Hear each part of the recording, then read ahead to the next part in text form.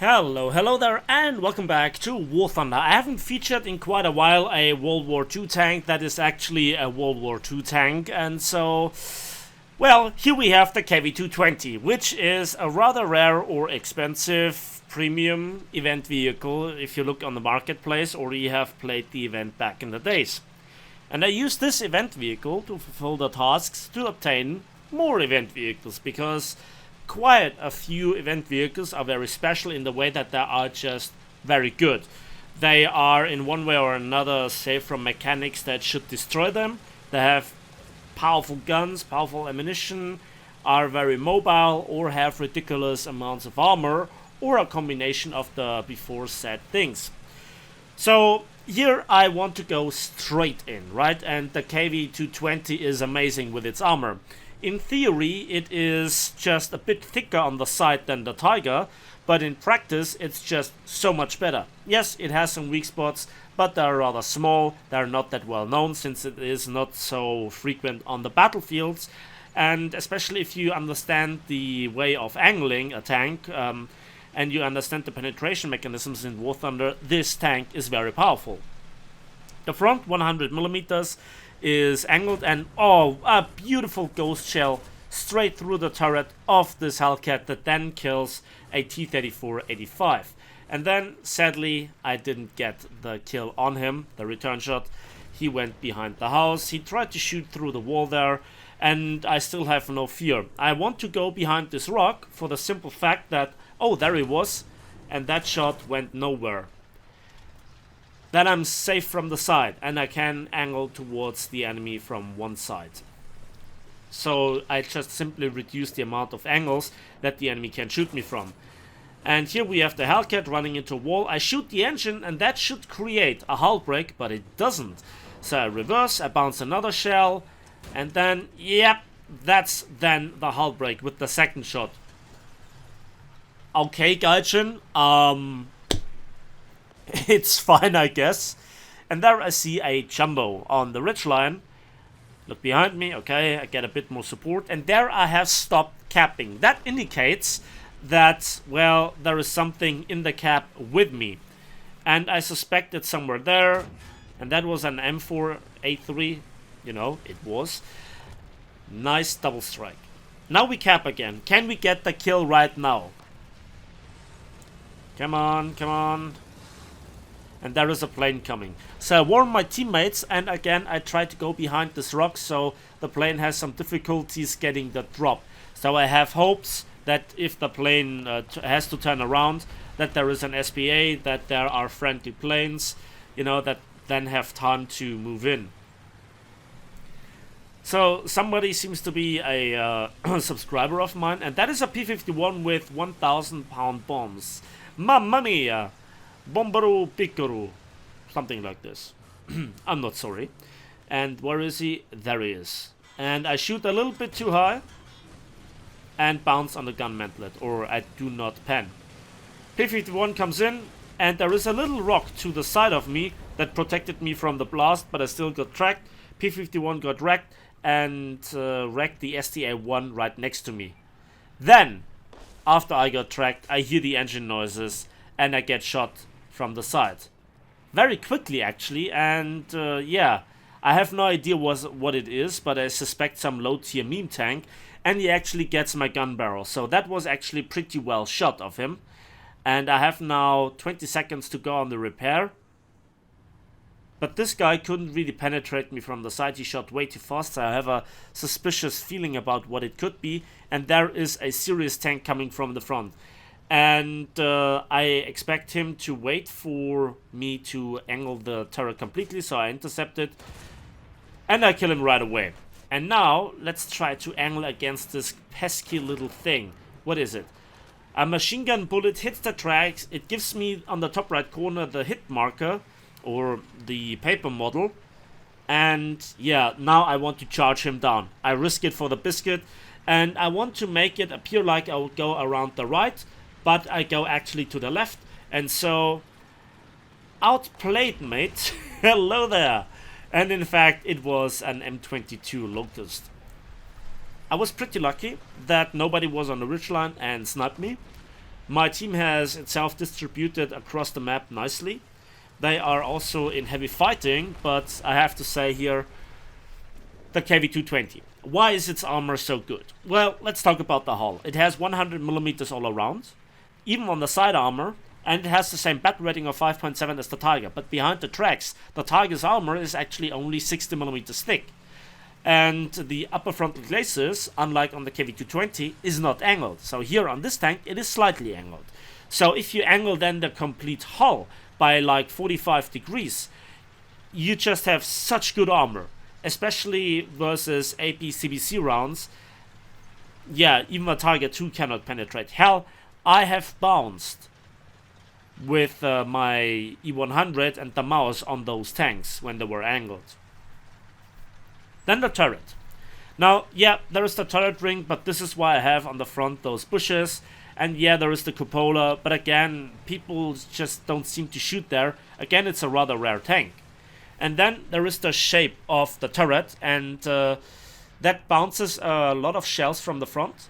And when you hit around the gun, well, then the gun breech absorbs it, and if you penetrate around it, then there is still a 100mm spalling shield behind the 100mm of angled armor. Not a lot of tanks at this battle rating have that kind of penetration power. The Panther D has eliminated the Iron Duke, also a very good tank. I think it's also an event vehicle. 200 millimeters of APDS penetration, and there I bounce a Hellcat. Okay? Now I try to get into cover, he doesn't want to fight, so that's fine by me. And I think he will not come around in time, and he bounces again. That was nearly flat Soviet Stalinium, armor. And yeah, what do I think about this guy right now? So I'm pretty safe here, and I hope that I don't get flanked. Previously, I wanted to go into the direction of C because I saw it coming that there is a lot of action coming on. I still think, what is this Panther doing here? Why is he smoking up? So I want to support this guy, but it seems like he actually has finished repairing, which is nice. There is an IS-2 right next to me, and this is a very good combination because I have a significantly quicker reload than him, but he can penetrate more tanks. And this is where actually the KV-220 is one of the best indicators of compression in the game, because if it is not in a full up tier, it can pretty much kill anything or the majority of opponents. At the battle rating of 6.7 in a full up tier, you come across very nasty tanks. The British with APDS, 20 pounder and stabilizer and quick reload. Then there is also, for a change, the Germans with the Tiger 2. You cannot penetrate the Tiger 2H from the front. And this guy has a very nice spot, but his gun sound actually told me where he is. First we disable him. I also thought I could hull break him here. This is an 85mm with APHE rounds, very similar to the one that you'll find on the T-34 85 series of tanks. But hey, that's my ace, no question asks. I was safe, so I don't care in this case, but technically, it's something to report to Gaijin. So the way that I'm aggressively pushing here is because I want to fulfill the missions. I want to get a lot of kills. I want to get also 6 kills in a match. And I don't want to use a lineup. No. I want to use a single tank life. And here the M15A1 with a hull break, this time it's working, actually granted it me. Okay, there is now a Hellcat coming. And there was a Hellcat behind the rocks. I heard this guy. And I looked like I want to angle around the corner, which was also my initial plan, but I saw this guy. He thinks I'm distracted, he thinks I'm easy prey, but yeah, he's actually a very juicy thing for the IS-2's 122mm shell. So, if you look at the marketplace for this tank, it costs a lot of money, and to be honest, this tank also has been power creeped. It's not as strong as it once was. We saw in the past ammunition rework, and the BR365A APHE BC round only has 135mm of penetration. At 60 degrees angles of attack, it's 50mm, but let's just say I call this a lie. Again, turning here the turret and the hull, but it just was not good enough, but that shell went close, but no cigar. So the one thing that I really love about this tank is that its armor means something. You know, we have so many tanks in the game where its armor is kind of trash, doesn't mean anything, and something like an Object 120 just lol pens everything at as low as 6.7. And whenever I play something with armor, one of those things just come across me. So yeah, armor, I love it when it works. For example, side scraping. I just absolutely love this thing. And so I could reverse, and sadly he just went out of his way.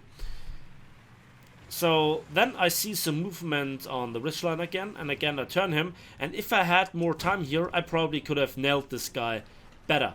But we cost him a bit of crew, we also shot him on the move, and I could hose him down a little bit with the machine gun fire, at least the crew. It's not the best machine gun, but it's better than nothing. And so this tank only has armor and an 85mm gun. And it seems like that's all that it takes, right? That's all that you need to have. I tried to lure out here the enemy tank, but it was not to be. The match is about to end, and I think that's great. We had all the objectives, and due to the map design, it was not really that easy to return to the actual combat zone. But I needed to play aggressive to get the kills that I needed to fulfill the Operation Frost task. So there we can see we got 1 capture zone, we got 7 kills, and we got also 1 assist. Let's have a look at the result, because this tank has some of the best modifiers in the game. 109,000 silver lines and nearly 13,000 modification research points. Then also the Survivor Award and the Heavy Metal Hero Award, contributing significantly to the overall achievements, which contribute nearly a sixth of the silver line income. First in team, only the fact that the BMP3 is significantly higher in its tier, we got a significant penalty and only got 2,574 vehicle research points. KV-220, still a boss, still love it, but it also has seen better times. However, if you get in those nice matchups, it is really fun to play, but it's not worth those insane prices on the marketplace. I only can hope that Gaijin at some point brings it back. And that's it for me today, so thanks for watching, thanks for listening. I hope you give this video a like if it did, subscribe if you want to see more. Let me know in the comment section what you thought about this match and my approach towards it. And we'll see each other as usual on the waves in the skies and on the battlefields of War Thunder.